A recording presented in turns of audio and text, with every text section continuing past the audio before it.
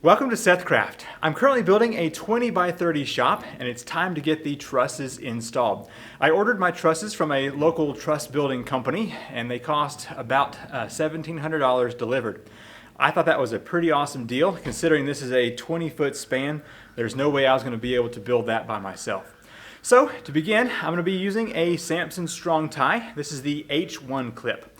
This will essentially span across the double top plate like this right here.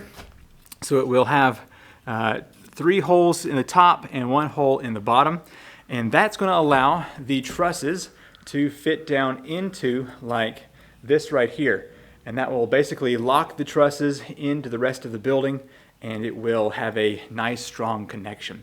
I may come back later and put the H2.5 clip on the inside, but we'll see if I need that or not. All right, so the first step is to mark out 2 foot on center all along one side, move over to the other side, starting from the same side and going down and marking 2 foot on center so that we can install these H1 clips.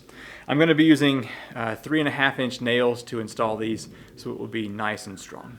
Now the H1 clip can be installed either on the outside or on the inside, but it is recommended on new construction, which is what I've got here, that this is put on the outside. What I want to do is mark out 2 foot on center. So I'm going to use my tape measure here and a pencil and mark out every 2 foot along the top of this building. Here we have 2 foot right here. Go ahead and place a mark there. Now if you want to get extra technical, you could here. So if you step back 3/4 of an inch on both sides, that is actually where the trusses will go. So now if I remove this tape measure and get the H1 clip, you can see how those lines we just made right there will match up with where the bent pieces are going to go here on the H1 clip. Okay, time to install these H1 clips. You can see my markings right here. This is the 28th foot. So I'm going to go ahead and place this right here. I'm going to line up those 2 marks that I made, and then I'm going to put some 3.5-inch nails through all 4 of these holes. 3 in the top plate, 1 in the bottom plate, and that will line things up. Now, I won't be able to hold this camera and hammer at the same time, so let me toss the drone up so you can see me get this thing installed.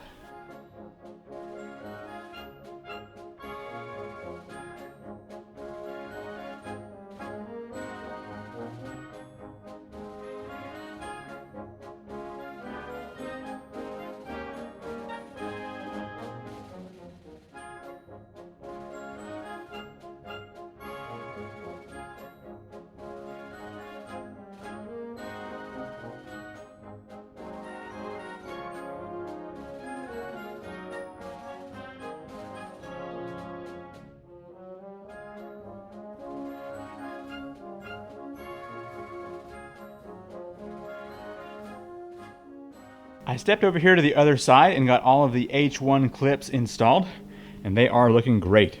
So you can see that this side here matches up with that side over there, and that will allow my trusses to slip in here and be uniform all the way across.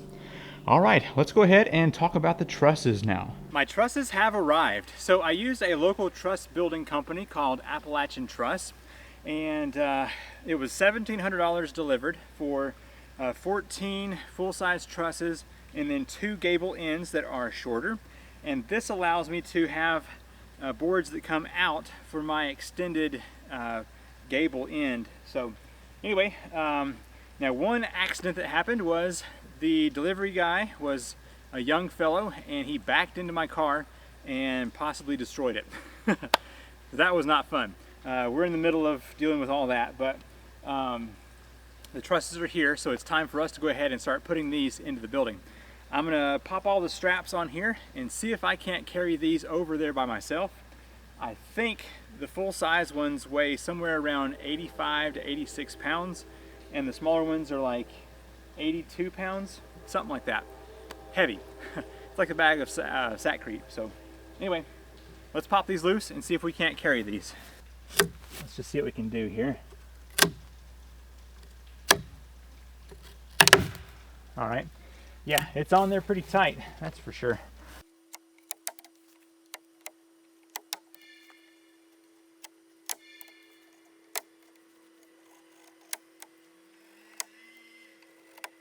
Okay, I have no idea if I'll be able to carry this or not, especially since it's summertime and I don't go to the gym.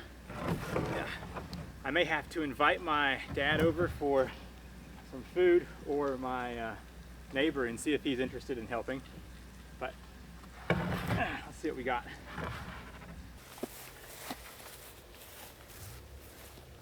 Okay, good news. I called the Trusses company and said, hey, there's some mold or fungus on these trusses.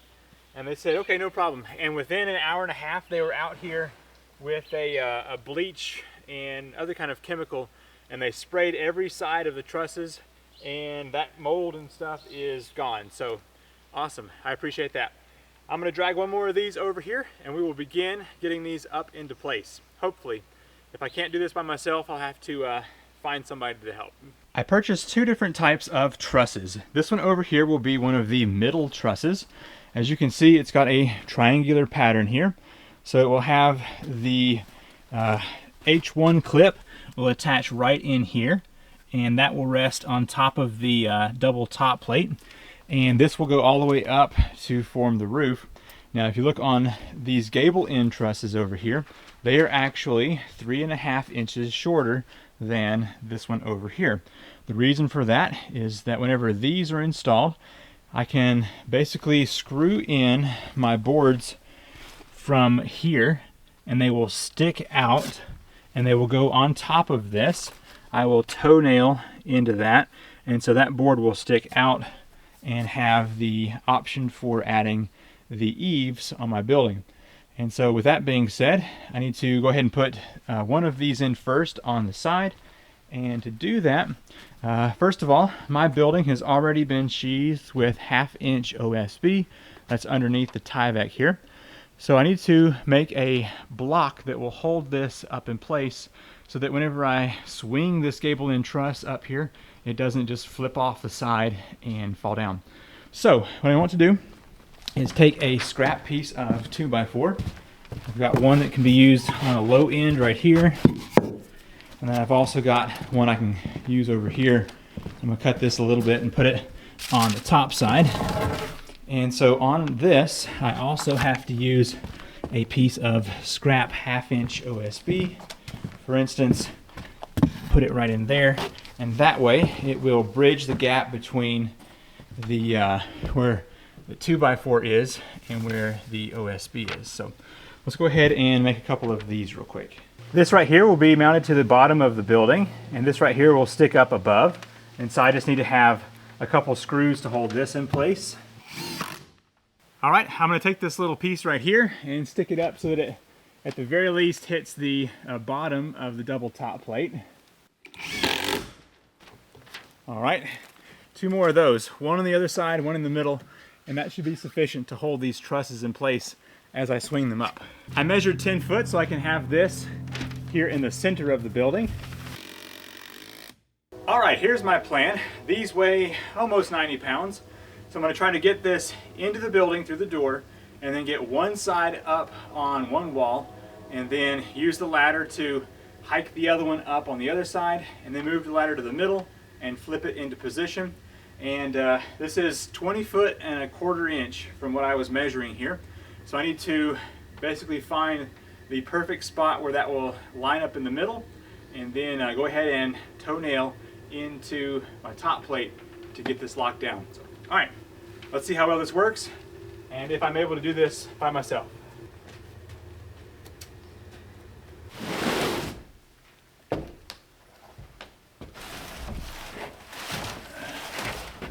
Start working on getting this one side up real quick.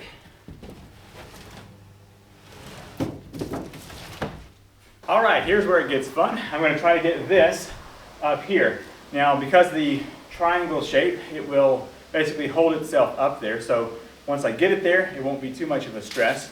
But then I'll have to move the ladder in the front here, or in the middle, and swing this into position. So, all right, let me see if I can get this picked up here and not drop it. That's one of the main things.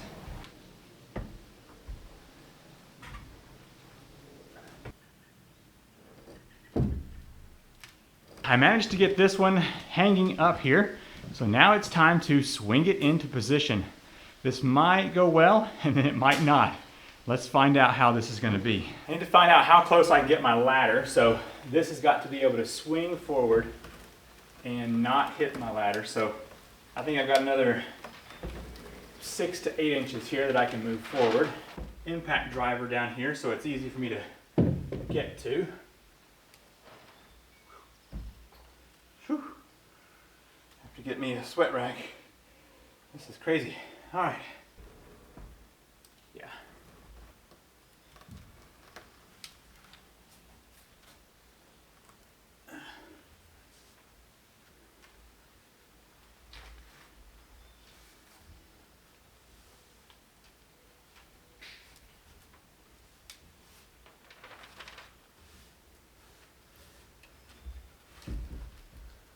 Okay, well, I got it flipped up into position here.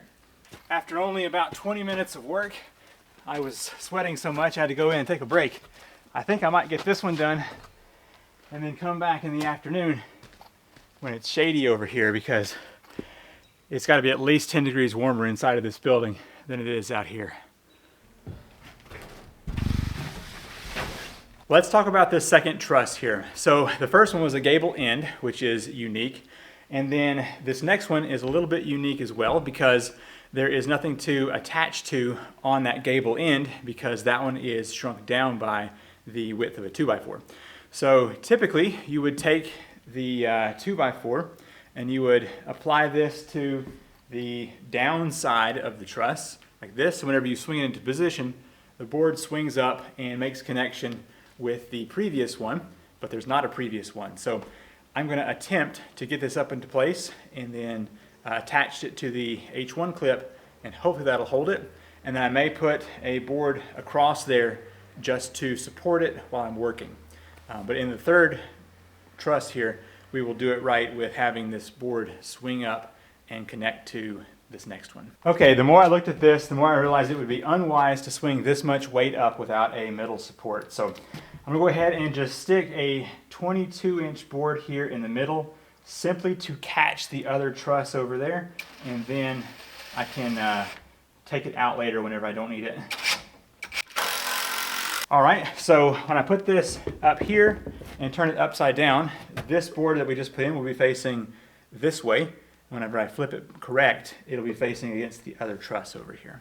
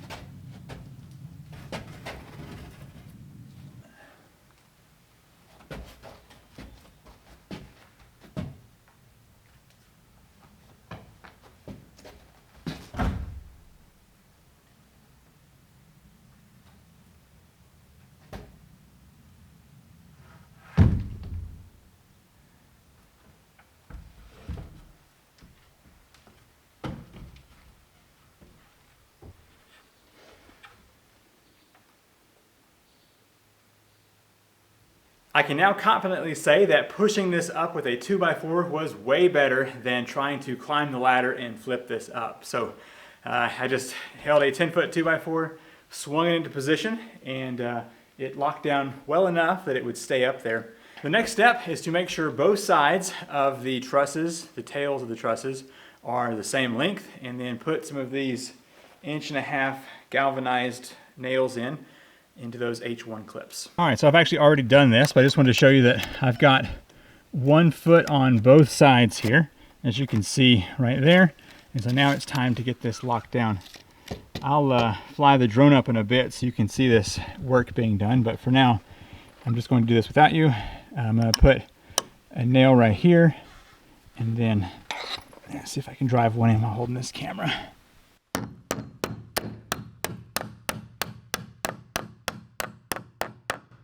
There you go. All right, so there's 3 on both sides. I'm gonna get these locked down and then go inside because it's too hot. I've brought the next truss in here, ready to go up. So it's time to get the top piece that will go from here on over. And so what I want to do is climb up this ladder real quick. And the distance that I need is gonna be from right here to right here plus 1/8 of an inch or so. All right, so about 22.5 is what we want.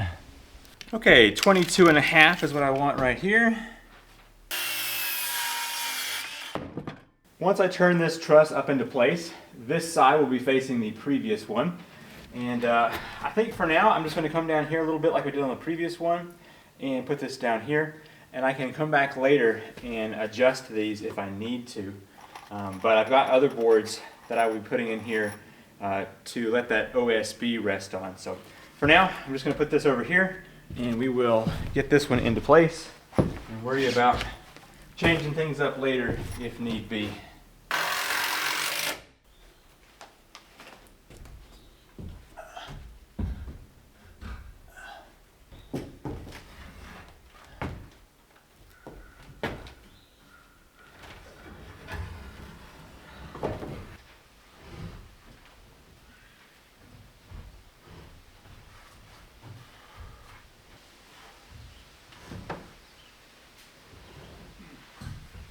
Okay, so last time the 10-foot 2x4 method worked really well, so I'm going to try that again here and see what happens.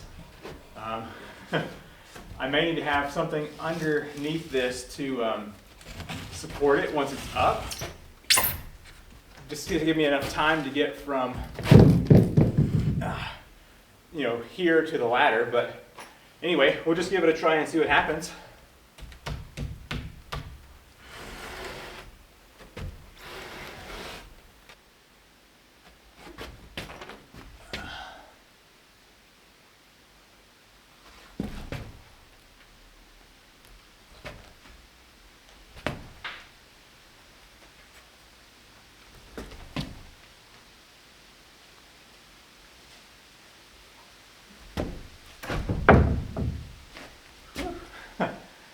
All right, let me see if I let go of this. Yeah, it's gonna want to fall back. So there's the issue. Hey, hold on. The H1 clip is just strong enough to hold that in there. Okay, let me move quick before that wind catches it. All right, well that seems to be right where I want it. 12 inches of overhang.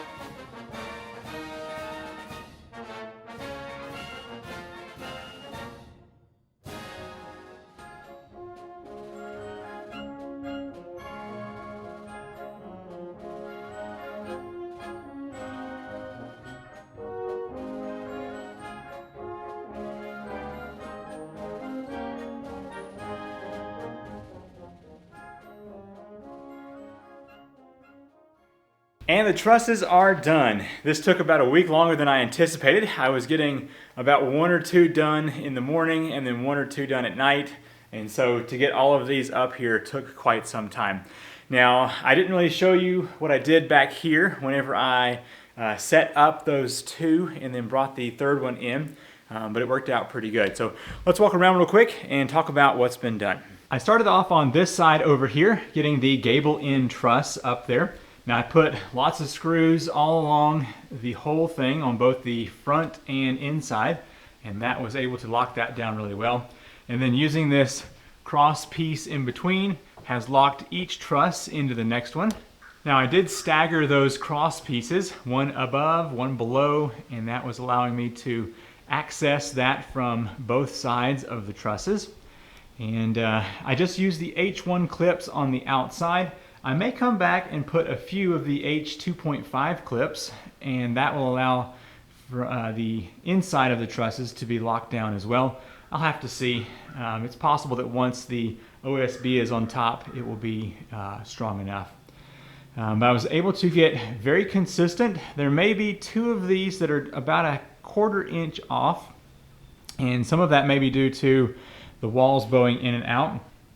Now I talked to somebody in construction, and they recommended that I should have used some 2x4s across the top to keep that more rigid instead of using the strap system.